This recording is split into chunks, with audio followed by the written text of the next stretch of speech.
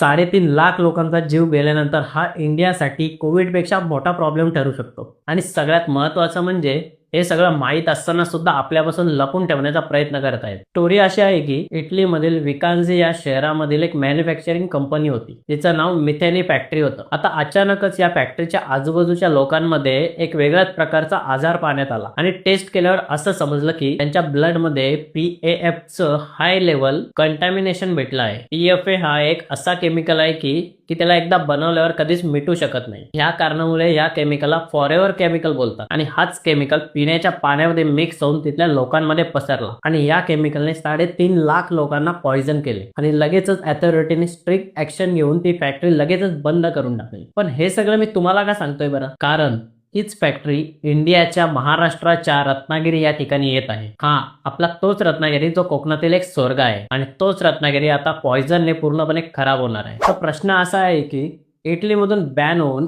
या कंपनीला इंडियामध्ये परमिशन कशी मिळाली बरं? कारण आपल्या जीवाची काही पर्वा नाहीये का? प्लीज या व्हिडिओला खूप शेअर करा आणि ही इन्फॉर्मेशन सगळ्यांपर्यंत पोहोचवा आणि आपल्या इंडिया आणि रत्नागिरीला सेव्ह करा.